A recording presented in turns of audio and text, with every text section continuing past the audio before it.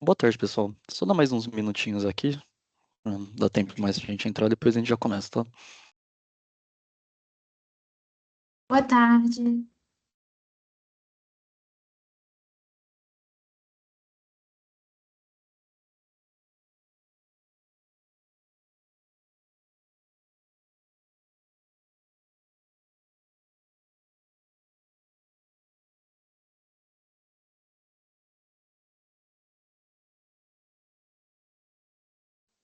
Boa tarde.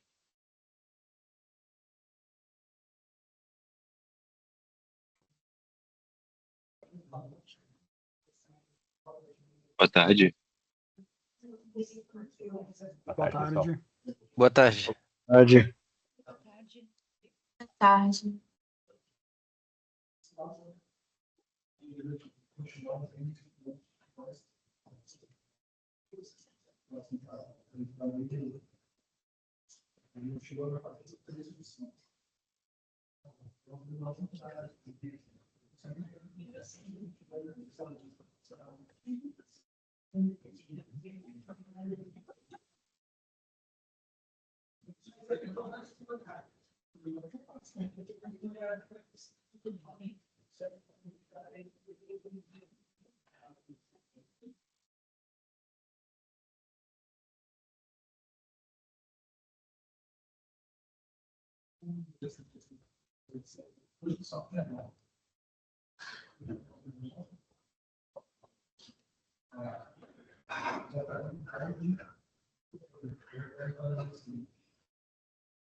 Uma boa tarde, pessoal. Para quem entrou agora, só vamos dar mais uns 2 minutinhos aqui, para dar mais um tempinho pro pessoal entrar.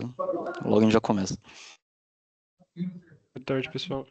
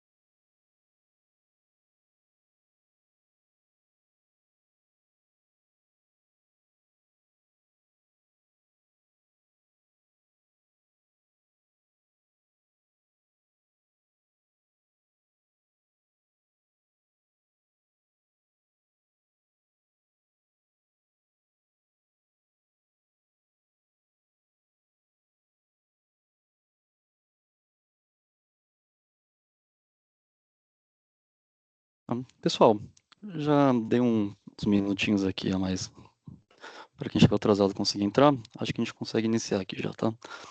Então, primeiramente, boa tarde, seja todo mundo bem-vindo. Esse é mais um workshop, agora dessa vez, sobre o piloto de Pix automático. Então, antes da gente entrar na agenda em si, alguns recados importantes aqui. Primeiramente, sobre os objetivos do workshop, a gente tem dois grandes objetivos aqui nessa agenda. Então, o primeiro é deixar todo mundo alinhado com as informações que já temos sobre o piloto de Pix automático, então deixar as instituições a par. E o segundo grande objetivo é a gente esclarecer dúvidas aqui que vocês podem ter durante essa agenda, com as informações já divulgadas, então a gente conseguir apoiar as instituições com eventuais dúvidas aqui sobre o piloto. Além disso, algumas informações importantes também. A primeira é que esse workshop, como de costume, ele está sendo gravado e no futuro a gente vai disponibilizar a gravação no canal do YouTube do Open Finance Brasil.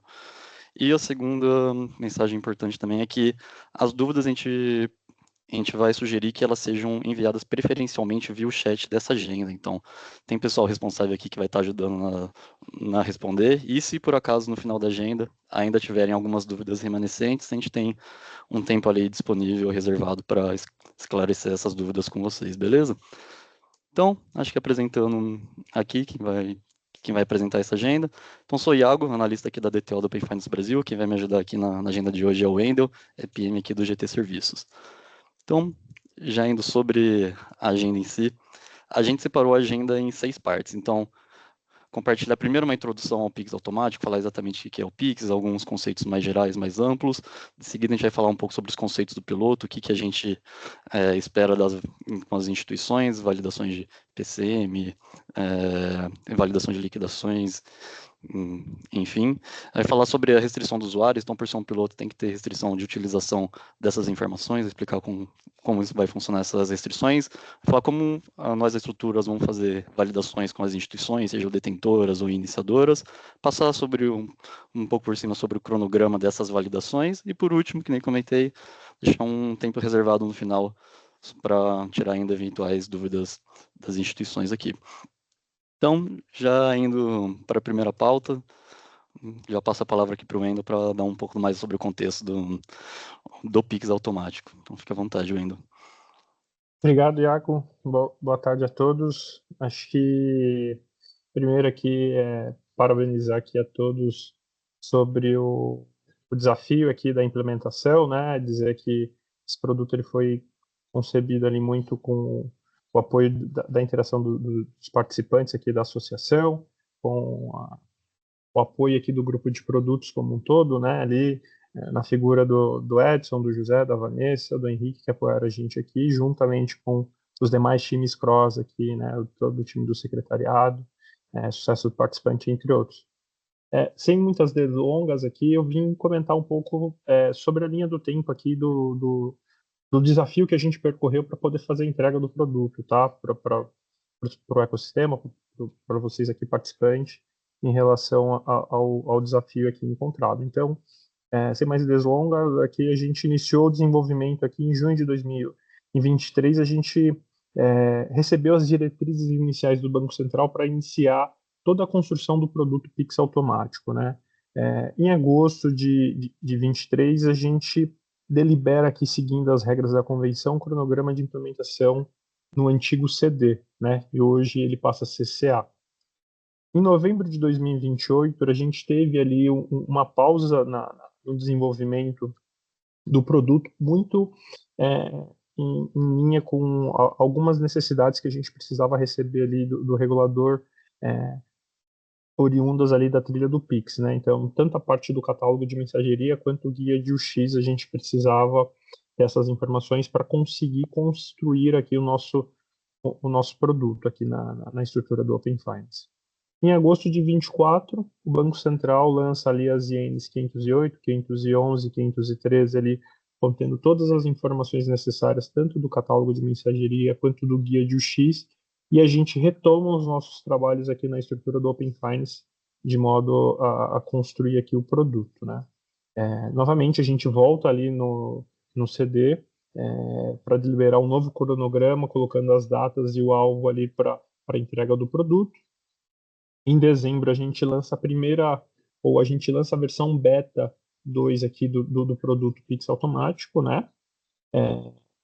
Em março, a gente faz o lançamento, após todos os aprendizados que a gente tem aqui, os procedimentos da convenção, entre lançar uma especificação, ter um ambiente de sandbox, a gente consegue aprender ali com os inputs dos participantes a gente faz o lançamento da nossa versão estável do produto. Agora, em abril, a gente inicia o piloto de acordo com aquilo que tinha sido planejado lá em novembro de 2024. E a gente espera, em 2025, ter o Go Live aqui para todo o mar aberto, conforme todas as orientações que vão ser repassadas aqui dentro do workshop. Pode ir lá, Iago, por favor. Boa. A ideia aqui é dar uma visão bem em alto nível, uma introdução sobre o Pix automático, né? Dizer o que é o produto, por que ele surgiu, qual problema ele soluciona e quem deve ofertar essa solução aqui, tá? Então, o que é o Pix, né? O Pix automático aqui, ele é um serviço que permite programar pagamentos recorrentes, né? Pelo pagador com valores fixos e variáveis de forma automatizada somente com uma única autorização. Então, é ter a condição ali de fazer diversos pagamentos com consentimento do usuário para a realização aqui dos pagamentos de um serviço no qual o usuário pagador negociou com o recebedor aqui, tá? Por que ele surgiu? Ele surgiu para facilitar ali pagamentos recorrentes. Então, a gente tem diversos casos de usos e diversas aplicabilidades que eles podem ser tratados, desde os exemplos que foram colocados aqui: energia, telefone, escola, academias, condomínios, assinatura, entre outros. Acho que a ideia aqui, com o passar do tempo, é enxergar do mercado como o produto vai se evoluindo, como ele vai se moldando, para a gente compreender aqui a magnitude do produto em si. Qual que é o problema que a gente tenta aqui solucionar, né? Ele pode ser utilizado em múltiplos modelos de negócios, né, como eu comentei.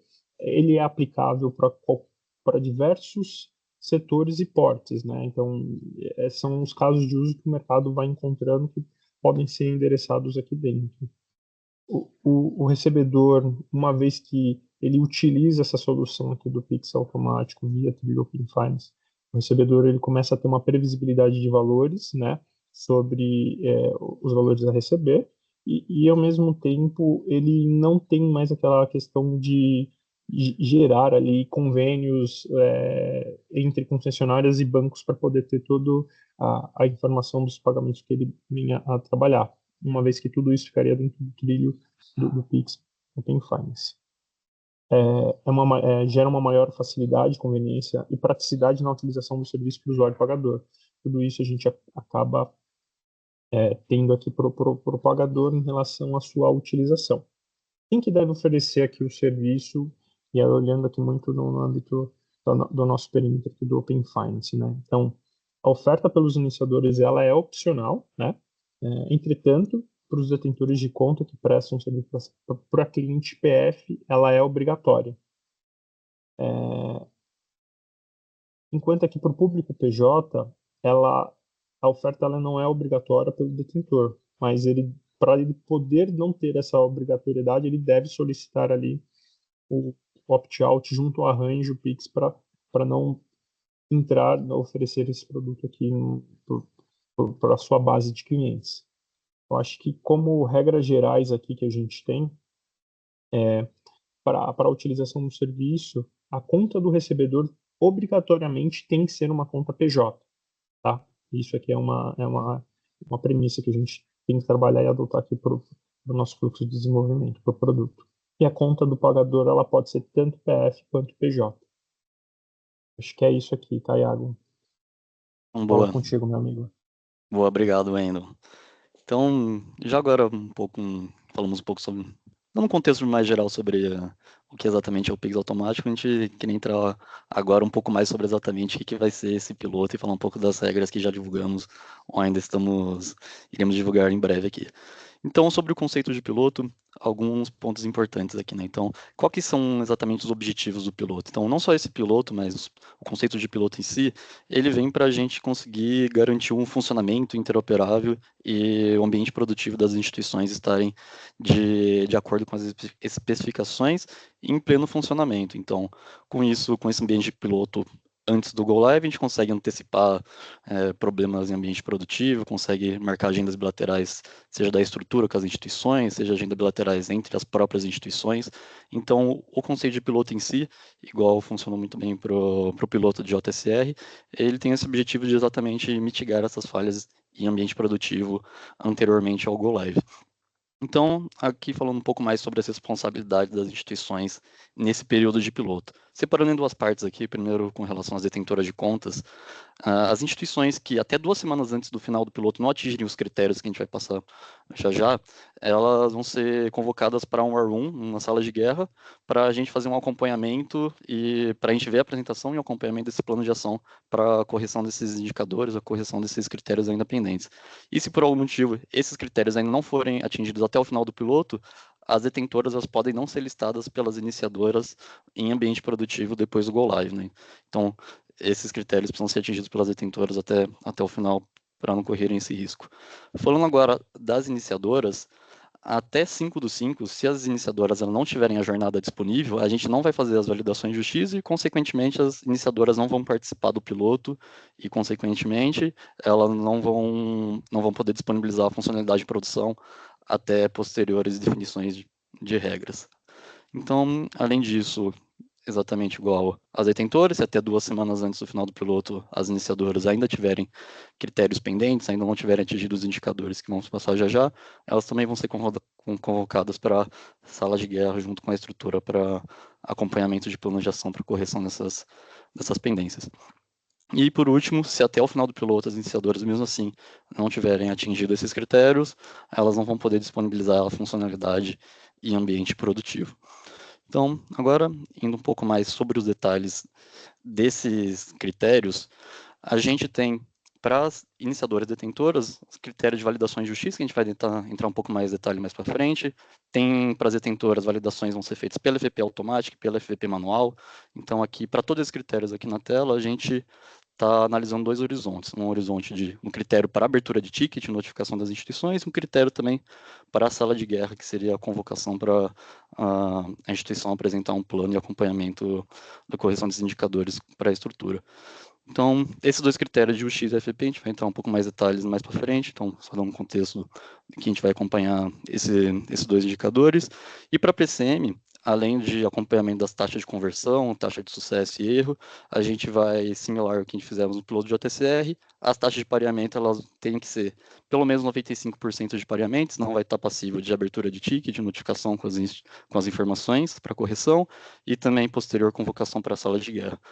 E com relação aos additional infos, então isso daqui é um critério novo quando se comparado ao piloto de JSR, as instituições elas obrigatoriamente têm que enviar 100% dos additional infos necessários.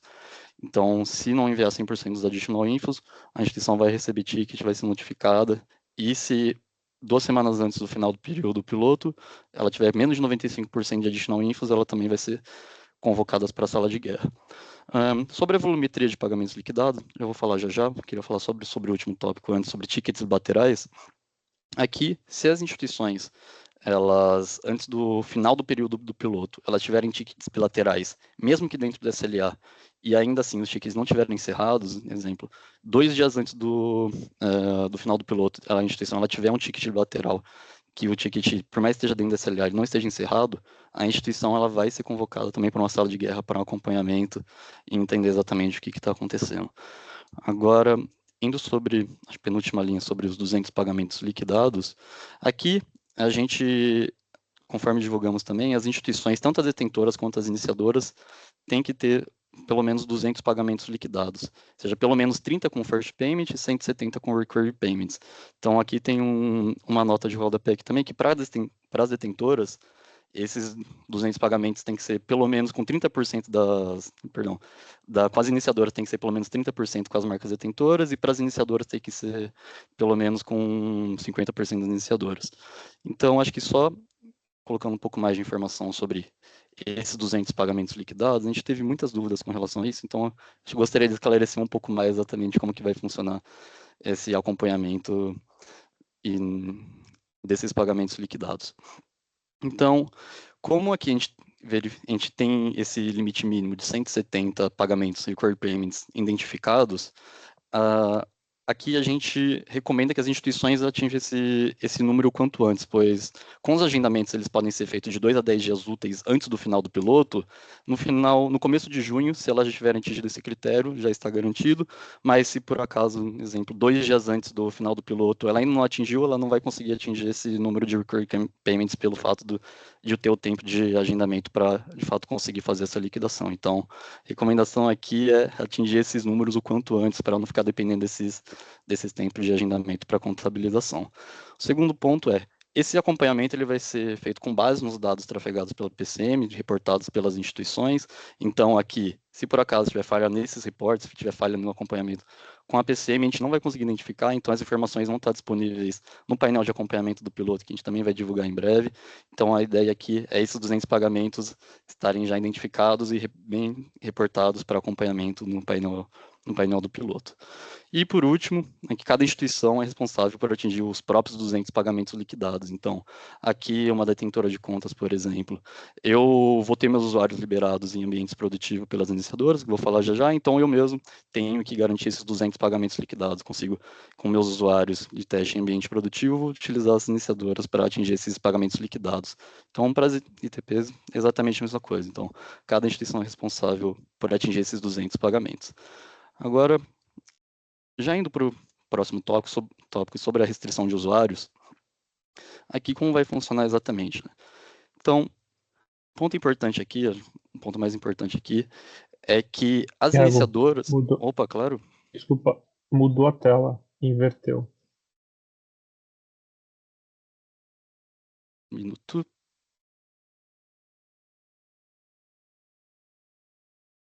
Consegue ver agora? Agora foi. Boa, legal. Tá, então dando sequência aqui, sobre a restrição de usuários, né?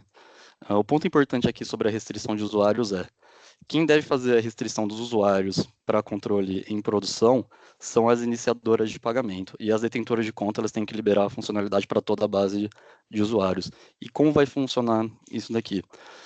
Ontem, dia 10, a gente enviou para as instituições, para as detentoras que estão participantes do piloto, um e-mail para o formulário para preencherem os CPFs e CNPJs dos usuários que vão participar do piloto.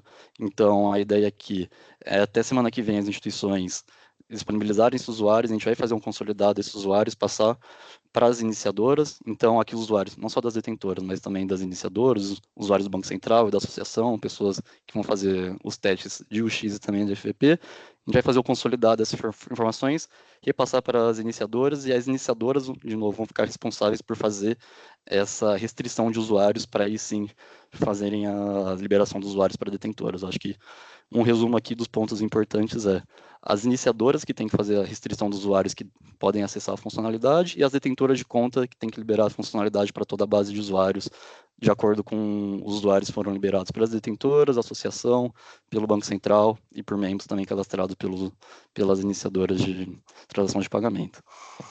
Beleza? Então, acho que só fazendo um comparativo também com o último piloto de OTCR, a diferença aqui é que no último piloto tinha uma liberação parcial da própria base das iniciadoras, aqui não vai acontecer isso, vai ser apenas para esses usuários habilitados e compartilhados por esses quatro bases, das detentoras, associação, iniciadoras e do Banco Central. Então, acho que dando sequência aqui, sobre as validações que a estrutura vai fazer com as instituições. Acho que antes de passar sobre as validações em si, é importante já dar um contexto de como está funcionando o Pix automático. Então, um dos grandes desafios aqui como estrutura que a gente tem para esse piloto de Pix automático é a volumetria. Então, a gente tem 141 marcas de 113 instituições diferentes, então a gente tem 16 testes no FP, por exemplo, e fazer as validações com todas essas marcas, ela fica praticamente inviável. Então, pelo volume, pela quantidade de testes, a gente necessariamente teve que segregar as detentoras de conta em 3 grupos para a gente ser mais ou menos exaustivo com cada uma delas. Então, para as detentoras de contas, a gente fez a separação em 3 grupos. A primeira marca, primeiro grupo, são as marcas priorizadas, que o fornecedor ele tem conta aberta. Então, aqui eu vou passar já na sequência, quais são essas marcas priorizadas. Então, as instituições estavam perguntando exatamente quais são essas marcas, nós vamos passar aqui, também vamos divulgar posteriormente, mas só vocês saberem quais vão ser essas marcas priorizadas. Então, são as marcas mais relevantes para o ecossistema aqui do Open Finance, então elas vão ser uns testes mais exaustivos. A gente tem um segundo grupo, são as demais marcas que o fornecedor responsável pela execução de UX e da FVP, ele tem conta aberta, então a gente vai fazer essas validações com as contas abertas pelo fornecedor. E o terceiro grupo são as detentoras de conta das marcas que o fornecedor não possui conta aberta. Então, aqui a gente vai passar exatamente o que cada um vai precisar atingir como validações de UX da FVP. E falando também sobre as iniciadoras, a gente vai ter por volta, com base no formulário que a gente divulgou, para as iniciadoras, a gente teve uma margem de 7 a 11 TPs que falaram que vão participar do piloto de Pix automático. Então, eu vou passar o que vamos validar para cada uma delas. Então, que nem comentei, vou passar primeiro sobre quais são essas marcas priorizadas, depois falar sobre o que seriam testado para cada um desses grupos. Para as marcas priorizadas, aqui a gente são ao todo, um minuto, são 19 marcas PF, 16 marcas PJ. Então, de novo, a gente pegou as principais instituições do ecossistema, então as instituições participantes da extinta IN 441, a gente pegou as marcas mais relevantes de cada uma dessas instituições, tanto PF quanto PJ, colocamos aqui como as marcas priorizadas para terem testes mais exaustivos de UX e também validação da FVP. Então, essa é a primeira página das marcas priorizadas, e a segunda página das marcas priorizadas. Então, se quiserem depois pegar a gravação no YouTube para ficarem mais fácil, ou até tirarem um print aqui para ficar mais fácil também, está sem problemas. Mas, de novo, isso aqui a gente vai divulgar para saberem exatamente quais são as marcas priorizadas ou não. Agora, seguindo, o que exatamente vamos testar primeiro para essas marcas priorizadas? Então, as detentoras de conta, as marcas priorizadas, que são essas marcas que eu acabei de mostrar anteriormente, elas vão ter duas validações. Validações executadas pela FVP, a ferramenta de validação de produção, e as validações de UX. Então, a primeira parte sobre a FVP.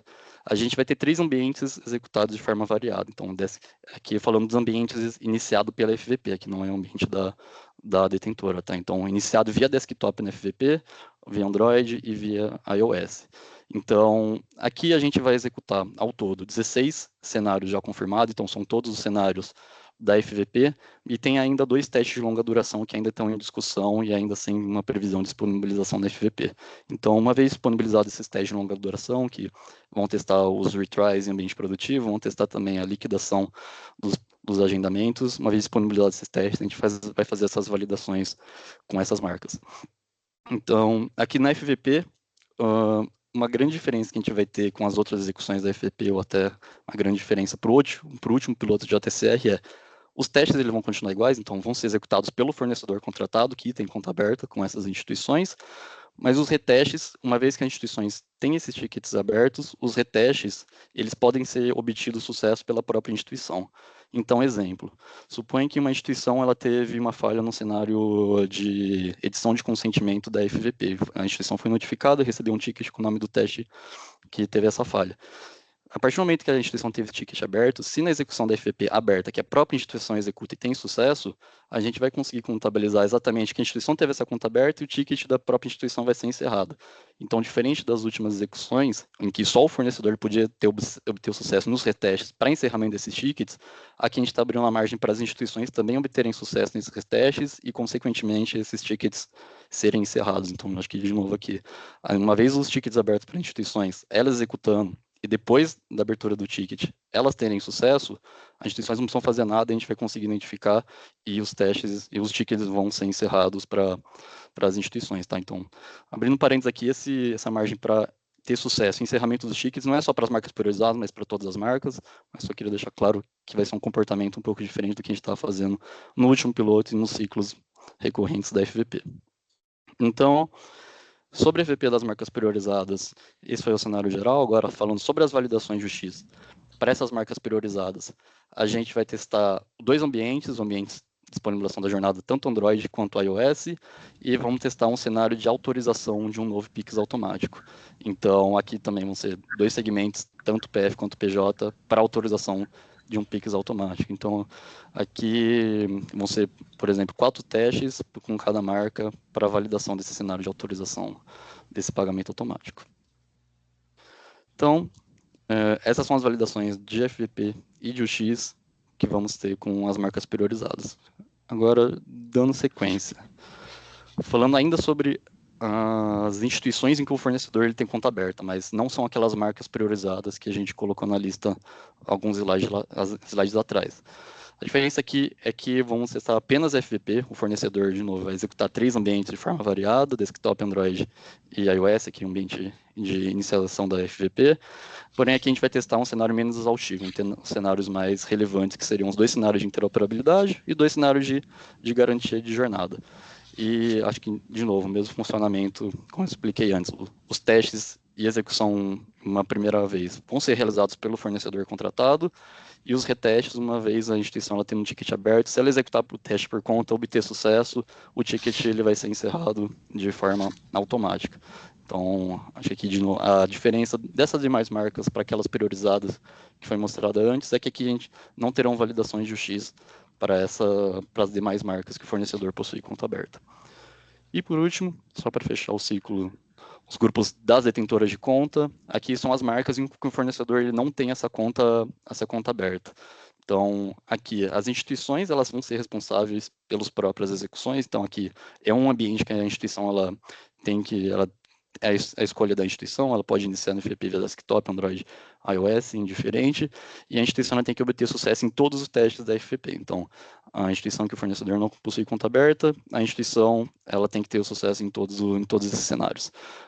Aqui, esse último ponto de testes, aqui está incorreto, seria a execução por parte das instituições, das marcas sem conta aberta pelo fornecedor. Então, como o fornecedor não tem conta aberta, o fornecedor não tem como executar.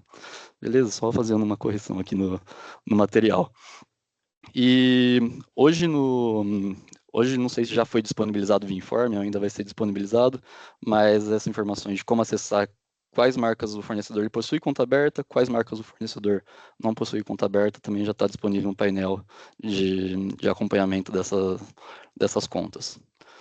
Então, encerrando esses 3 grupos das detentoras, falamos sobre as marcas priorizadas, as demais marcas com conta aberta pelo fornecedor, e por último aqui, as marcas das detentoras de conta em que o fornecedor não possui conta aberta. Então, dando prosseguimento, agora falando sobre as validações a serem realizadas com as ITPs, aqui vão ser realizados testes em 2 ambientes das iniciadoras. Então, vão ser realizados testes em ambiente Android e teste em ambiente iOS.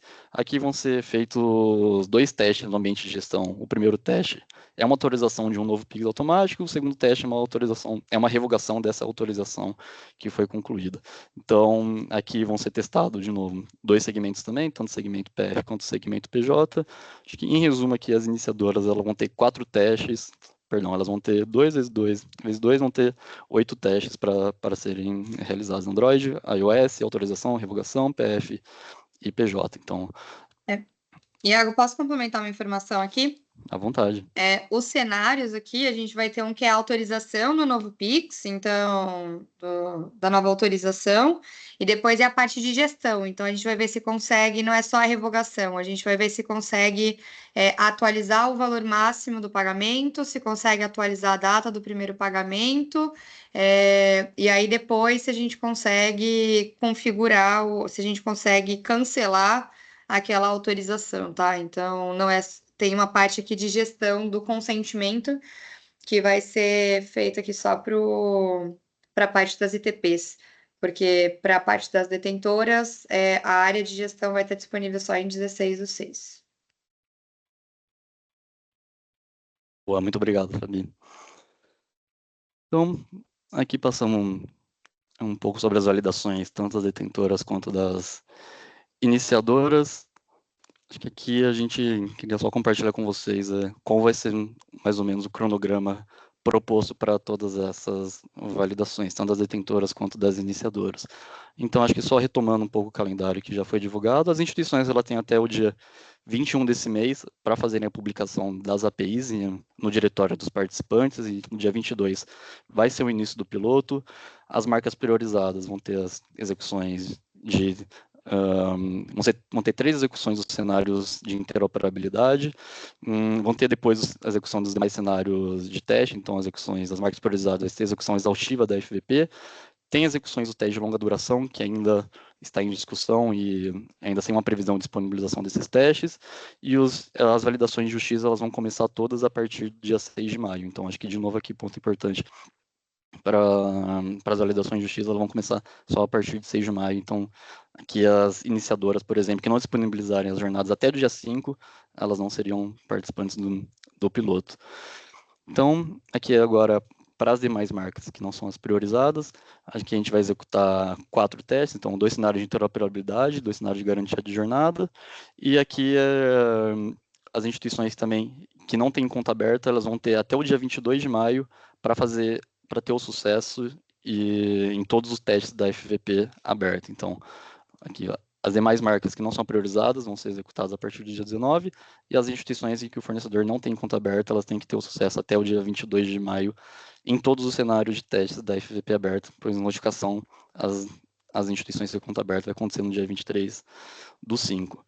E, além disso, desses testes já programados para a FVP, a gente tem uma margem no final do piloto de 200 testes para eventuais novas necessidades de execuções da FVP. Então, e se por algum motivo, por exemplo, a gente identificar que uma marca específica, por mais que ela já tenha passado num cenário de interoperabilidade, ela por algum motivo ainda está meio instável ou não deixou de funcionar alguma jornada, a gente tem essa margem para a gente fazer essa solicitação de execuções sob demanda da FVP para quais marcas a gente entender como necessário. Então, é uma margem aqui para a gente conseguir focar em marcas que a gente entende como necessário no final do piloto.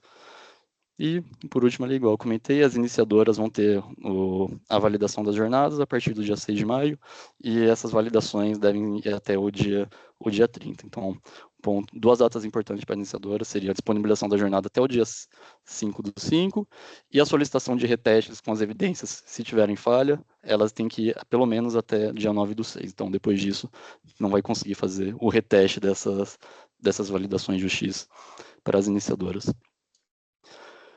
Então, acho que aqui eu falei muito, acho que agora que nem comentei a ideia. Opa, não é a parte das dúvidas ainda, tem algumas considerações aqui, perdão. Então, acho que algumas considerações adicionais antes de ir para as dúvidas aqui do pessoal com relação à relação do iniciador e do recebedor, alguns pontos importantes. Então, aqui não é permitida a oferta de produtos reais. Então, instituições em que a organização do conglomerado iniciador não possui contrato firmado por do PIS automático, ela não vai poder oferecer esses produtos de forma real. Então, aqui, a gente abre margem se a instituição quiser fazer um teste, utilizar, olha, vou fazer essa utilização só para ver se o produto está funcionando em ambiente produtivo, beleza, mas ela não é extremamente vedado utilizar o produto de forma real, como um produto já em funcionamento. Aqui não é possível utilizar essa funcionalidade ofertando um produto real. Então, segundo ponto que o vínculo com a empresa recebedora é de total responsabilidade da instituição iniciadora. Então, aqui, para os agendamentos, por exemplo, fica total a cargo das iniciadoras a fazer essas solicitações para os pagamentos serem enviados. Então, os agendamentos ficam total responsabilidade da iniciadora e não da empresa recebedora. Terceiro ponto é que as ITPs... a gente recomenda que as instituições, as ITPs iniciadoras, elas ofertem cenários variados, então first payment e recurring payments, até porque um dos critérios que a gente avalia é a contabilização da liquidação dos pagamentos imediatos e dos agendamentos. Então a gente recomenda que essa variação desses cenários eles sejam possíveis, até para testar diferentes possibilidades, com ou sem um first payment, com ou sem um agendamento, até para ver a funcionalidade funcionando ou não, e para a gente contabilizar ambos os cenários na PCM para atingir os critérios de 200 pagamentos liquidados. O quarto ponto é que, por se tratar de um ambiente produtivo e por se tratar de que os valores eles não vão ser estornados, a gente recomenda que as iniciadoras utilizem baixos valores de pagamentos. Então, de novo, aqui os valores eles não vão ser estornados, são valores de ambiente produtivo, e por isso a gente altamente recomendado que seja utilizado baixos valores de pagamento. E, por último, duas considerações gerais, não só sobre a relação iniciador e recebedor, é que os consentimentos que forem gerados durante o período de piloto, até o dia 15/6, todos eles devem ser revogados compulsoriamente. Então, aqui não seria exclusão do histórico do consentimento, mas a revogação desses consentimentos tem que ser feita até o final do piloto. E por último, antes de abrir para dúvidas, aqui o limite a ser utilizado nos testes do piloto é o limite geral do arranjo e não o limite específico do Pix automático. Então, esse limite específico do Pix automático ainda está em implementação e, por hora, deve ser utilizado o limite geral do arranjo para as instituições. Então, acho que agora sim, vou abrir espaço aqui para dúvidas. Fabi, fique à vontade, hein? Pessoal, eu quero só reforçar aqui alguns pontos, especialmente da parte das iniciadoras. Então, vamos lá. As iniciadoras precisam disponibilizar uma jornada que inicie simulando ali a jornada da recebedora. Pode ser uma jornada simples, essa primeira página, vai ter que ser responsável por essa parte. E aí e vai ter que ter a jornada inteira disponibilizada. Da parte da iniciadora, vai ser cobrado a parte do consentimento em si e a parte de gestão. As iniciadoras que a gente não tiver o link de acesso e não tiver com acesso liberado até 5 de maio, não serão consideradas participantes do piloto. Fabi, minha jornada vai estar pronta no dia 7 de maio, vai estar fora, tá? A gente vai começar os testes no dia 6, a data limite para a gente receber os links de acessos liberados para os usuários é dia 5 de maio, tá? E aí vai ser testado consentimento e gestão. Detentoras, a gente não vai testar a área de gestão, porque vai ter que estar pronto só ali junto com o trilho do Pix mesmo, no dia 16 de junho. E aí, essa parte aqui que a gente estava falando do pagamento, vamos lá. Dentro do Pix automático, o usuário, não é que nem quando eu faço um pagamento normal, eu escolho o valor e eu escolho para quem eu estou pagando. Aqui a gente vai ter vou falar aqui, vai ter uma instituição que vai usar um recebedor, um CNPJ, que vai ser uma ONG, então todos os pagamentos feitos serão doações. Esse dinheiro, para eu fazer meu teste, esse dinheiro não vai voltar para mim, esse dinheiro vai para a ONG, e eu não consigo ficar configurando quem vai ser o recebedor. Num contexto de Pix automático, o usuário final também não configura quem é o recebedor, e aqui tem uma parte de integração recebedor, iniciador, então aqui também não dá para ser algo tão personalizável. Então, cada iniciadora vai ter que escolher pelo menos um recebedor, e os pagamentos que forem feitos, aí eu vou até usar aqui o exemplo do Robson, que fez a pergunta aqui. Se o Robson fizer um teste como usuário final que for para essa ONG, Robson não vai ter acesso a esse dinheiro de volta. Então, o que a gente está pedindo aqui para as iniciadoras, como esses valores não são parametrizáveis, ali dentro você pode configurar qual é o valor máximo, mas você não escolhe qual é o valor de cada pagamento que você faz. Então, a gente está pedindo aqui para as iniciadoras terem ali a disponibilização também. A gente vai até discutir isso na semana que vem junto com os GTs, mas disponibilizar um valor baixo do pagamento. Então, se a iniciadora configurar ali um pagamento recorrente de R$ 1.000, o dinheiro não volta, a gente vai ter um problema aqui na execução dos testes, tá? E aí a gente também, a recorrência do pagamento também depende muito do recebedor, né? Então, vamos lá, se eu tô a maior parte do serviço, se eu for ter uma parceria com uma escola ou com um serviço de telefonia ou um streaming, alguma coisa assim, lembrando, aqui não pode ser um produto real, mas a recorrência do pagamento também não é o usuário final que acaba escolhendo, acaba sendo algo inerente ao produto que está sendo contratado, né? Aqui não vai ser nenhum produto real sendo contratado, mas o que eu estou querendo dizer não é parametrizável. Então, a gente queria ver aqui se as iniciadoras conseguirem disponibilizar alguma forma da gente poder testar pelo menos semanal e mensal, seria muito interessante aqui para a gente conseguir estressar os casos aqui no piloto, tá? Então é por isso. Então tem esses pontos de atenção, porque é diferente dos outros tipos de pagamento que a gente teve até hoje aqui dentro do Open Finance, essas informações elas vêm do produto, elas não vêm do usuário optando o que, como, quando, quanto que vai ser o pagamento. Ela define o valor máximo, né? Não é. Deixa eu ver se ficou mais claro aqui essa parte.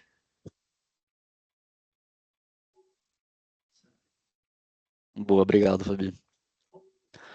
Tô vendo aqui no chat que tem muitas dúvidas ainda.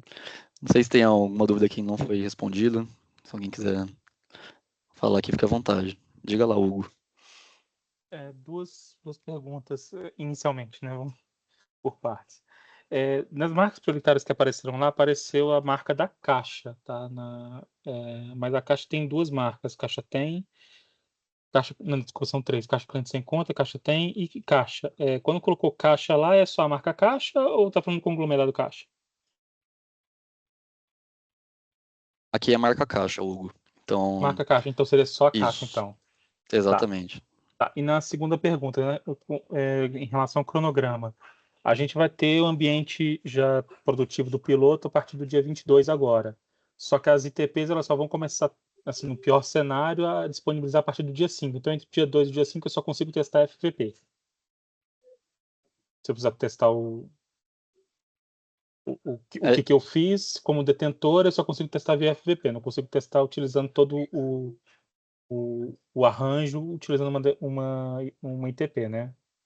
Exatamente, Hugo. Então, aqui até o dia 5, que é a data limite das iniciadoras, até o dia 5 as iniciadoras já podem ter disponibilizado as jornadas, então, no melhor dos casos, no dia 22 elas já vão ter disponibilizado a jornada, mas se até lá nenhuma tiver disponibilizada, a FVP ela vai atuar como, vai poder utilizar ela para fazer testes utilizando a FVP como iniciadora, tá? Tá. Então, E apareceu uma terceira questão aqui. Se por algum acaso eu já tiver com o meu ambiente já pronto aqui para testar tudo mais, não tem iniciador, isso é certo. Eu posso utilizar a FVP como teste a partir de, por exemplo, semana que vem? sim, exatamente.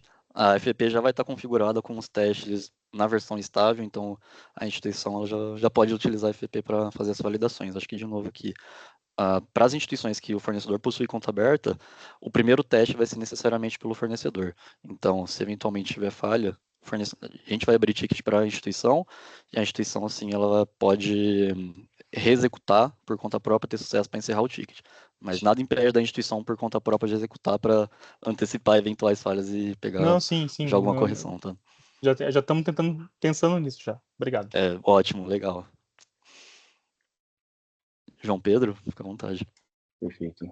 Boa tarde, tá joia? O meu é só um ponto, mais especificamente, pode ser que às vezes você comentou e eu que não me atentei, mas com relação às notificações, já que a área de gestão ela só vai ficar ali para as detentoras de contas no início do Go Live, né?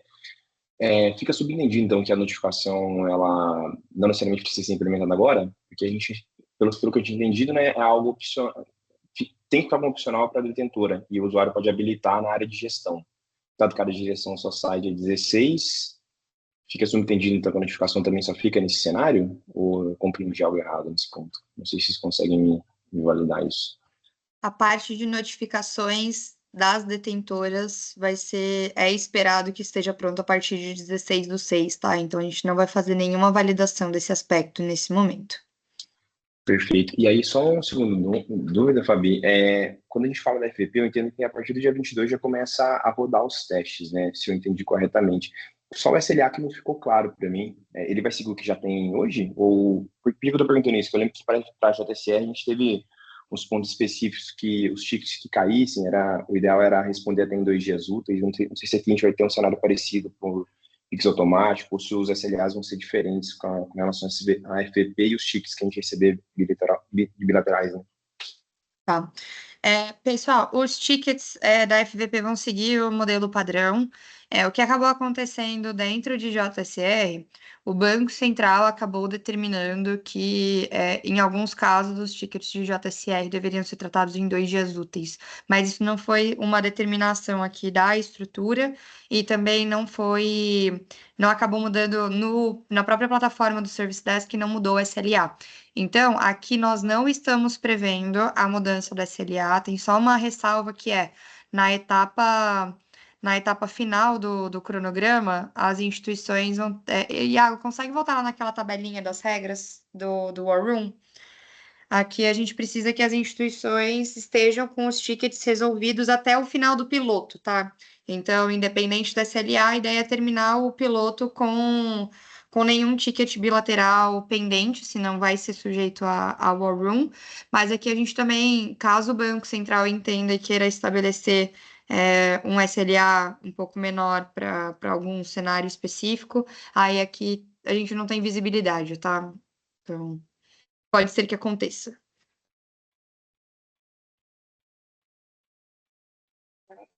Perfeito, obrigado, tá?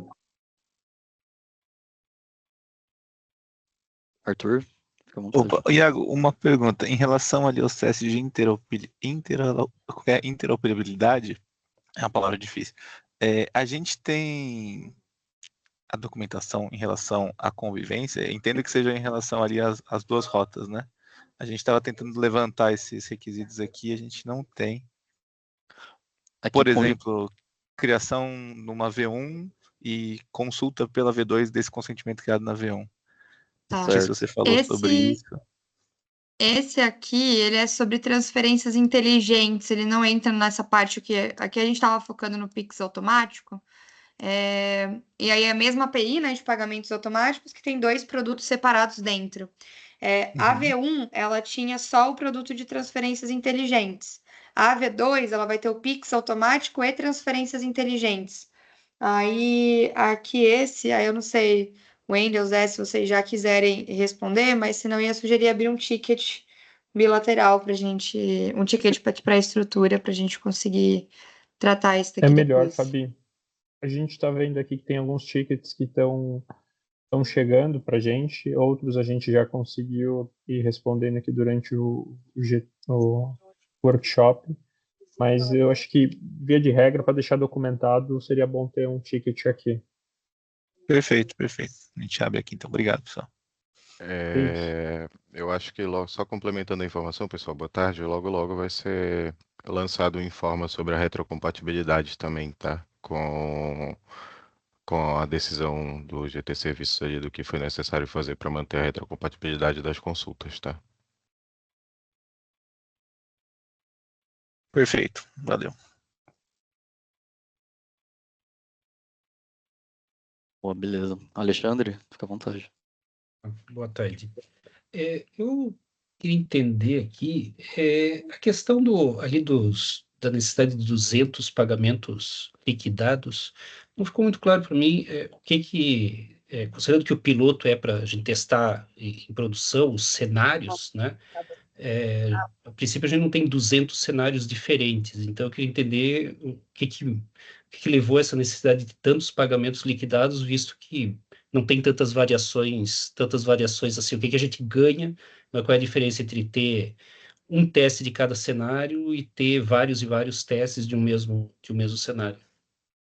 Aqui é para a gente conseguir estressar mesmo, tá? É para a gente conseguir ter uma volumetria mínima aqui durante o piloto para a gente conseguir entender se as implementações estão funcionando adequadamente. Então, não vão ser vários cenários, mas a ideia é que consiga ter 200, mesmo que seja do mesmo cenário, tá?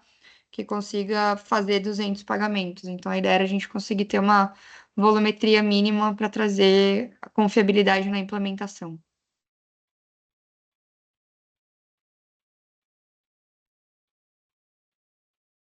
Hugo? Eu, de novo, uma outra pergunta. Como é que o pessoal que vai fazer os testes vai saber qual ambiente vai ser testado, desktop ou app? Eu pergunto isso porque ficou definido que, nesse primeiro momento, no piloto, não precisaria desenvolver em todas as plataformas, né? Se tivesse uma parte do canal principal, se fosse o app, poderia ser desenvolvido só no app. Se fosse uma questão PF ou PJ, tem lá as definições. Eu sei que tem que ter o handoff, mas isso não implica de que o testador da FVP lá não vai saber qual que vai ser o ambiente que ele tem que testar. Então, se eu desenvolver só em app, ele vai acabar testando em desktop e eu posso estar recebendo um ticket desnecessariamente, vamos dizer assim. Certo. Achei que o Hugo. Diga lá, Fabisco. Manda lá, Iago. Aqui falando sobre esse caso aqui da FVP, aqui o ambiente que a gente está falando é o ambiente da iniciação da FVP, tá? Então aqui a FVP, por exemplo, pode ser iniciado via desktop, Android e iOS, se a instituição fazer esse handoff por aplicativo. Aí aqui a gente não vai testar todos esses 18 cenários em desktop, iniciando desktop, todos os 18 cenários em Android, não vai ser isso. Então esses 18 cenários vão ser variados, tipo, iniciando em desktop, iniciando em Android, iniciando em iOS. Aí aqui acho que cabe a instituição fazer esse handoff. Então Aqui a gente vai variar esses cenários da FVP como iniciadora. Beleza? Ficou claro? Tá, Mas agora acho que ficou claro. tem um ponto adicional aqui, Hugo, a instituição, ela pode optar por não desenvolver, ela precisa obrigatoriamente disponibilizar a jornada no seu canal principal, mas não significa que o usuário vai ter que continuar a jornada de onde ele começou. Então, vamos lá. Vamos supor que o canal principal aqui da Caixa é o aplicativo. Você não precisa desenvolver o browser, mas se eu inicio uma jornada no browser, eu preciso ter um handoff, eu preciso ter um mecanismo para ser levado para o aplicativo. O usuário não pode ficar perdido no meio do caminho. Então, da mesma maneira, se eu tenho.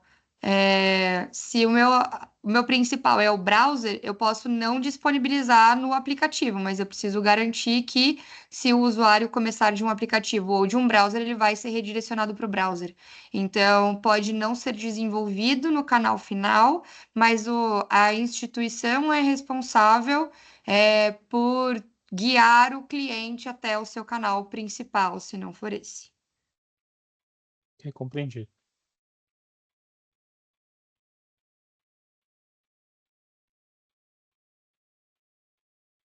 Otávio? Gente, boa tarde, tudo bem? Eu fiquei uma dúvida ali, não sei se o Iago pode voltar ali no cronograma, por favor. Ali que a gente fala ali dos testes da FVP e tudo. Isso, aí nas detentoras, nas demais marcas. Eu fiquei com uma dúvida na seguinte forma, relacionado ali os lançamentos ali do Pix automático. Veja se eu tô com o entendimento correto, tá? A gente vai ter aqui esses testes da FVP, as execuções ali, por exemplo, executar os testes de cenário de interoperabilidade, executar todos os cenários de teste pelas instituições. Vai ser validado o lançamento ali para a detentora também ali, a nível de extrato, isso vai ser um cenário de teste válido ou isso não está dentro ali não contempla a FVP ainda? Falando ali de demais marcas, tá? Não sei se pode ter a divisão aí entre marcas priorizadas e demais marcas, sabe? Certo. Aqui, acho que coloquei aqui em backup um resumo desses testes. As demais marcas, elas vão ter que executar, a gente vai executar, na verdade, esses 4 primeiros testes aqui, né? Então, o primeiro é o agendamento, que vai ter sem cancelamento e um primeiro pagamento, vai ter um primeiro pagamento imediato, agendamento semanal, criado e cancelado, e tem 2 cenários de garantia de jornada. Então, o consentimento editado. Acho que tem um áudio vazando aqui, pessoal. Pessoal, tô áudio vazando. Mas a outra parte mantém esse passivo e obteve uma criança.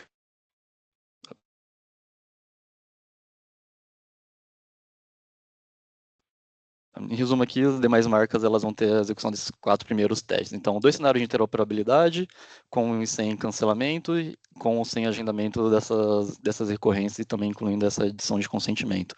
Então, aqui ela não vai ser validada a liquidação em si. Então, tipo, são 4 testes que eles vão fazer até esse agendamento, mas as liquidações elas não vão ser validadas. Então, acho que aqui é um teste que ele vai ter uma duração de 15 minutos, a gente vai verificar se o agendamento, nos testes que ele faz no agendamento, se o agendamento ele foi de fato feito, mas a liquidação dos agendamentos por serem em dias posteriores, a FVP por hora não faz. Então, que é exatamente um cenário desses testes de longa duração que a gente está ainda em discussão e em desenvolvimento. Mas, em resumo, as demais marcas não vão ter essa verificação desses testes de longa duração. Ficou claro?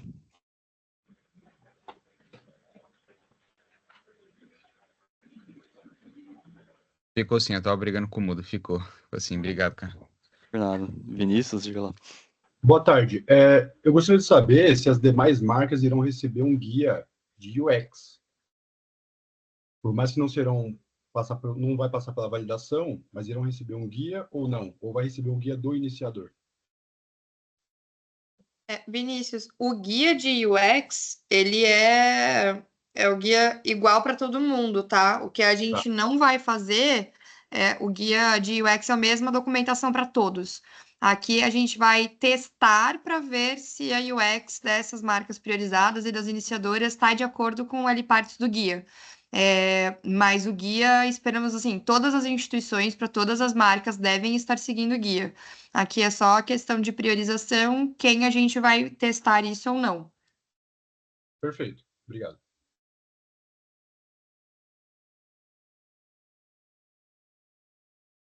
Vinícius? Obrigado. Respondeu. Era você que tinha falado agora, me perdi nos nomes. André?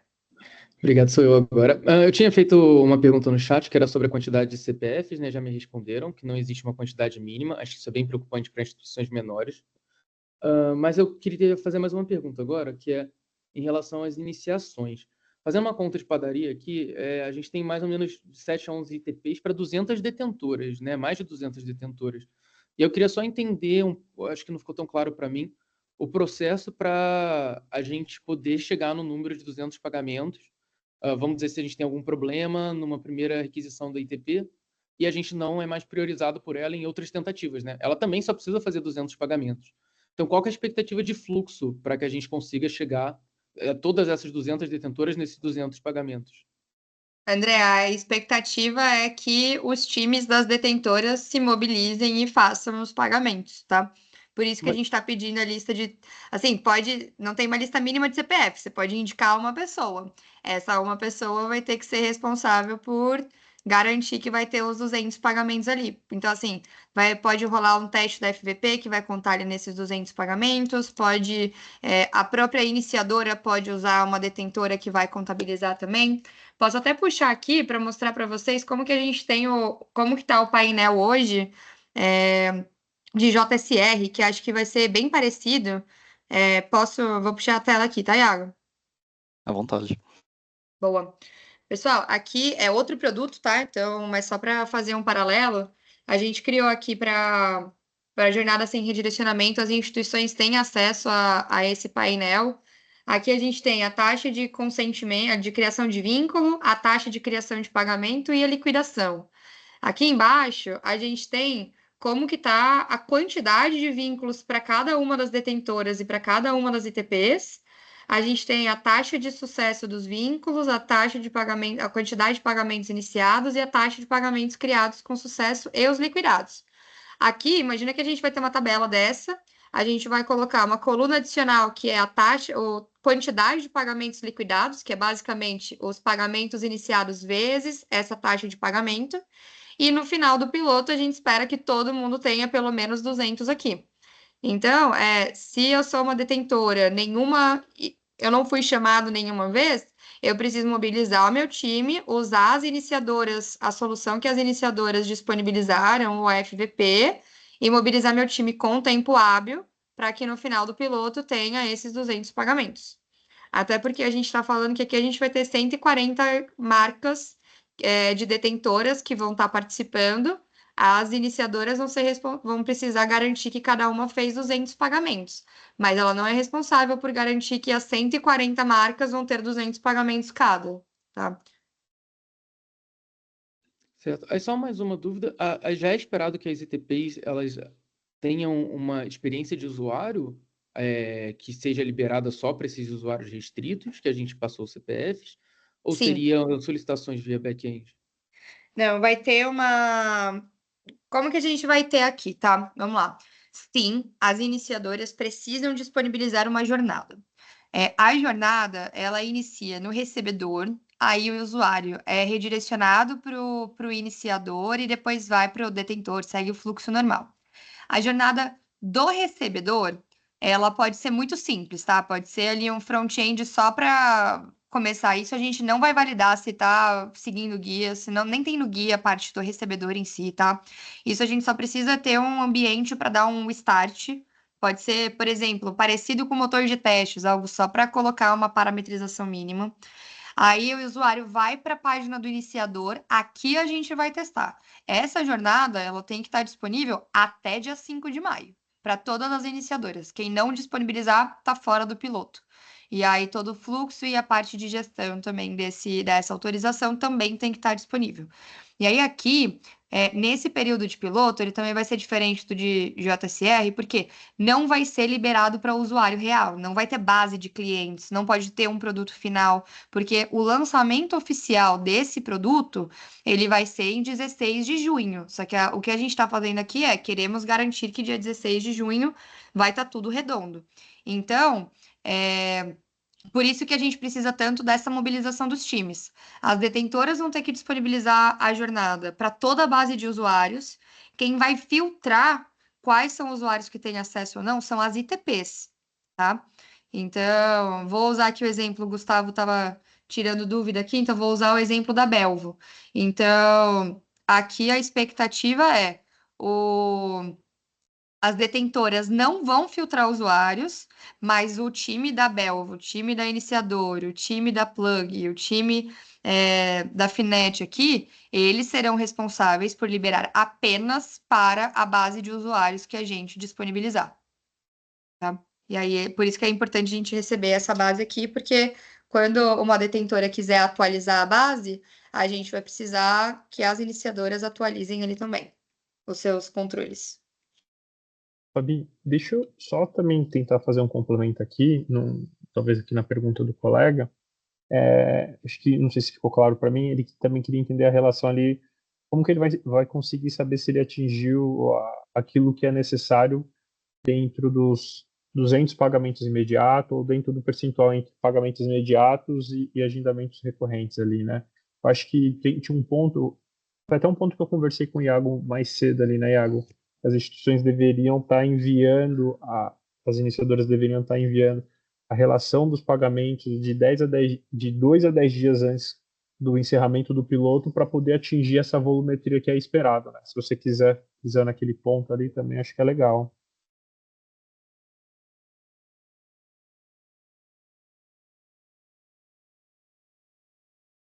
Boa. Aí aqui, Wendel, até bom ponto. Então, a gente vai fazer o acompanhamento ali, o painel que eu tinha mostrado, a gente ainda está construindo o painel de Pix automático, mas ele vai ter uma segmentação entre o que é First Payment e o que é Recurring Payment, tá? Então, você vai conseguir ver desses 200 se conseguiu atingir ali os 30 First Payments e 170 Recurring, para conseguir ter essa segmentação. E aí, ótimo ponto aqui, o recurring, ele precisa ele tem o tempo de agendamento que é feito de 2 a 10 dias úteis. Acho que é 2 a 10 dias úteis corridos, se eu não me engano. Então, para as instituições se programarem, para não deixar para o último dia fazerem essas solicitações. 2 a 10 dias corridos da Fabi, não são úteis, não.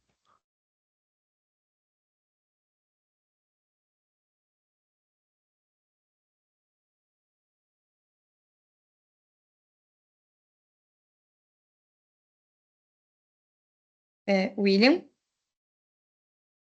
Boa tarde, pessoal. Acho que só uma dúvida também relacionada a essa quantidade de pagamentos, né? Esses 200 pagamentos devem ser realizados. Só para entender se são 200 pagamentos por marca ou por organização. Até porque eu vi aqui que minha casa vai ter mais de uma marca ali na listagem. Só para entender esse ponto. Pessoal, aqui a gente não consegue hoje fazer a segmentação por marca dentro do painel, porque a PCM ela é por organização. Então é por conglomerado aqui, tá? Perfeito. Obrigado. Só mais um ponto, aproveitando. Esse painel que você mostrou, eu vi que era de JSR, mas vai ter um desse de Pix automático para as organizações também? Vai. Tá em desenvolvimento. Perfeito. Obrigado. Imagina. Gabriel? Pessoal, boa tarde. Eu tenho uma dúvida muito parecida com a dúvida do André agora com relação aos 200 pagamentos. Eu imagino que é a dúvida de todo mundo, na verdade. Está todo mundo perguntando sobre isso. Do lado da detentora aqui, vocês falaram, beleza, ela vai ter que disponibilizar o time para poder garantir esses 200 pagamentos e tudo mais. Está pacífico na minha cabeça isso. Só que duas coisas. A detentora ela vai disponibilizar uma lista de CPFs, né, de funcionários para poder participar disso. E aí isso vai ser compartilhado com as iniciadoras para poder, enfim, vamos pôr assim, o recebedor emitir uma dívida em nome desses funcionários, né? Falou num jeito meio simplório aqui. Só que isso não é obrigado da parte das iniciadoras, né? No caso, assim, vamos supor, a gente tem 10 detentoras, cada detentora indica um funcionário, ou seja, eu vou ter 10 funcionários. As iniciadoras, elas podem escolher só 5 desses funcionários para poder fazer isso, né? Elas vão enviar obrigatoriamente para os 10. Porque a minha dúvida é, assim como o André disse, a gente tem muito mais detentora, né? Tem muitas detentoras. Então, e a obrigação fica muito em cima dela, né? Ela que corre o risco de não ser exibida depois, caso ela não liquide os 200 pagamentos. Então, assim, a minha dúvida é, se eu sou a detentora X, o que garante para mim que eu vou receber, esses pagamentos, e 2, que eu vou receber no prazo, a tempo, né? Porque a gente tem não só first payment, a gente tem recurring payments também. Então, se a iniciadora demorar para lançar um pagamento para mim, eu, obviamente, vou também demorar para pagá-lo, e aí talvez nem dê tempo de eu fazer o recurring payment. Então, essas dúvidas, para mim, não estão muito claras. Se você esclarecer, eu agradeceria. Tá bom. Gabriel, aqui, vamos lá, se a iniciadora não pode escolher. Se você indicou 10 funcionários, ela vai ter que liberar para os 10 funcionários. Se forem solicitados 20 pagamentos, a iniciadora vai ter que depois fazer ali seguindo o fluxo normal dos 20 pagamentos, tá? Não tem uma escolha aqui. Se por acaso não for feita o agenda, vamos lá, você fez ali uma autorização de um pagamento semanal, caso ele não ocorra, é por uma questão de problema bilateral, é um problema de implementação técnico. Então, a gente precisa dessa conversa entre as casas para garantir que a solução está funcionando, mas não tem vou priorizar um em detrimento do outro. Entendi. Então, todos os CPFs que foram disponibilizados por todas as detentoras, todos eles vão receber. Né? Vão A receber eu não possibilidade. entendi o que vão receber. O receber que eu digo é porque o recebedor lá da ponta da iniciador, que eu não sei o termo que vocês estão usando, mas ele vai meio que emitir uma dívida em nome de alguém, certo? Sim. Então, esse alguém seria o pagador. O pagador está do lado do detentor aqui nesse piloto, né? Não. Vamos lá. A gente tem. Eu vou dar um exemplo aqui, vamos lá. Tem um streaming. O streaming, ele seria o recebedor. E aí o recebedor fez uma parceria com uma iniciadora para fazer o Pix automático. E aí você, como usuário, Gabriel, vai usar uma instituição para você assinar esse streaming. Sim. E aí você quer que o dinheiro saia da sua conta de um banco. Sim. Então, eles não vão configurar várias instituições ali no equivalente ao streaming. O streaming vai ter uma conta só, que a iniciadora vai definir qual vai ser a conta que vai receber o dinheiro. E aí, o que vai ter é você, como usuário, quando for simular que está assinando esse serviço, vai escolher a sua conta do dinheiro. E aí, isso não vai ter bloqueio nenhum. Para aparecer todas as listas, para aparecer a lista completa de marcas. Sim, eu digo do sentido do pagador. O dinheiro do pagador tem que sair de uma conta, sabe? É nesse sentido que eu estou falando. Sim. Dinheiro do pagador. Essa detentora, a detentora do pagador, ela tem que garantir. Para mim não ficou claro também, tá, Gabriel? É o que eu entendi, desculpa. Desculpa te interromper. Eu falei que para mim também não ficou claro a sua pergunta aqui em relação ao que é esperado. Pessoal, eu posso. Se eu entendi, eu acho que a dúvida é não. O próprio usuário da detentora, ele vai simular a parte do recebedor, certo? Eu não preciso esperar que alguém vá lá e faça para mim. É assim, né? Então eu sou de uma instituição do Sicredi. A conta de débito vai ser do Sicredi. Mas eu vou entrar na página da detentora e vou criar um consentimento para mim, certo? Não. Eu não preciso que alguém faça para mim. Ou preciso? Mas aí você está abstraindo o papel do recebedor / iniciador. Porque eu entendi, essa é a dúvida de quem estava falando ali, né? Eu precisaria que alguém fosse pegar e criar um consentimento para eu, como pagador, poder dar o consentimento, né? Eu acho Você que vai aqui... criar o consentimento, tá? Desculpa cortar. Você tá, vai então criar o foi o que eu entendi. Você vai criar o consentimento, só que você vai criar com a ajuda de algum iniciador. Sim, Você com algum vai- iniciador, mas eu não preciso que vá o recebedor ou o iniciador lá clicar comigo no ambiente, certo? Não precisa. Então eu mesmo vou entrar lá, vou Isso contratar é. o streaming, né? Eu fui lá e contratei o streaming. Eu não precisei que ninguém fosse lá e fazer um pedido, né? Não, na verdade a Não. iniciadora vai disponibilizar um ambiente ali de teste também, né? Uma página aonde você vai configurar toda vai poder ser até R$ 100, por exemplo, todo dia tal. Então, a própria detentora, o usuário que está testando da detentora, vai ter acesso ao ambiente da iniciadora, a configurar todo esse pagamento, e aí depois fica a cargo da iniciadora enviar a solicitação da liquidação ali para a detentora. Então, a gente não vai precisar depender da iniciadora fazer essa parte, entende? Então, nós da detentora mesmo aqui, vamos poder, ao saber, né, quais são as iniciadoras que estão participando aqui, acessar os ambientes que eles vão disponibilizar ali para configurar tudo e testar os pagamentos certinho. Pra Mas mim ficou aonde claro, que eu vou essa era a visão fazer? que eu tinha, tá? Desculpa, mas aonde que eu vou fazer as aprovações? Você está dizendo que você não vai receber nenhum tipo de notificação, ou não vai receber do iniciador para o detentor nenhuma informação, e aí quando eu for entrar nas instituições ali que eu tenho conta, que são detentoras, vão existir consentimentos criados com os parâmetros que foram definidos aqui dentro do piloto? É isso, Carol?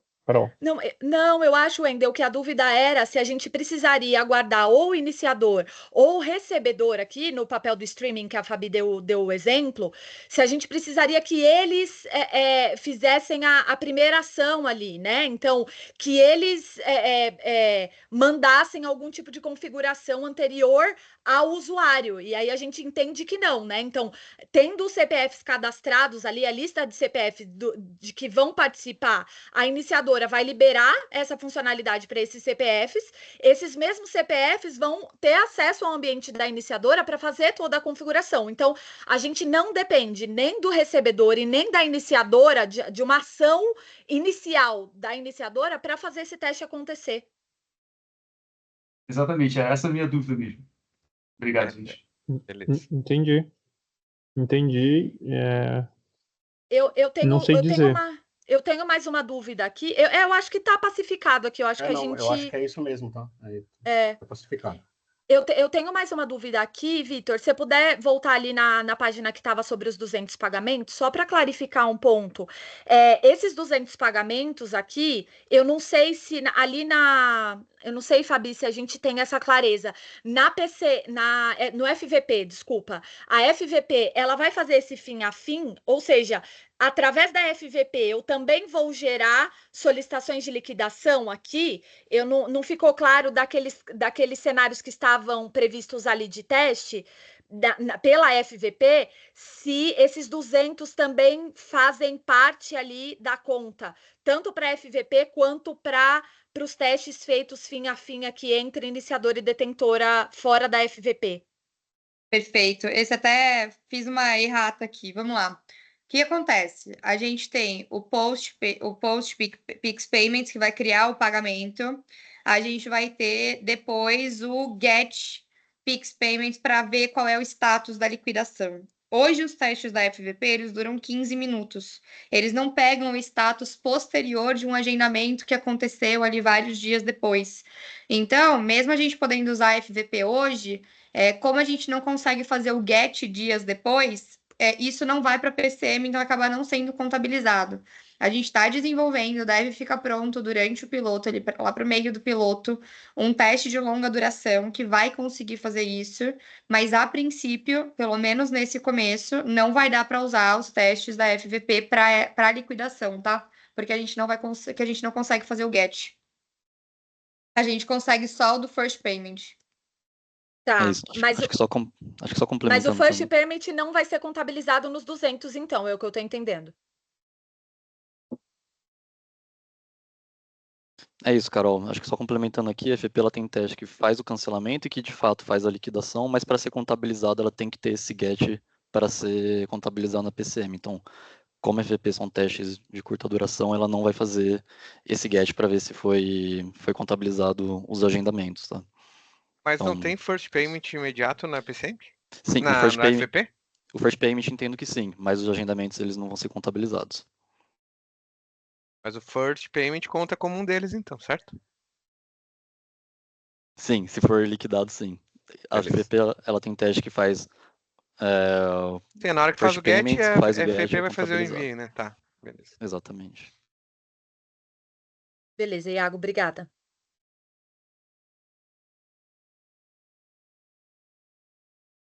Lembra do nosso projetinho da FAPES?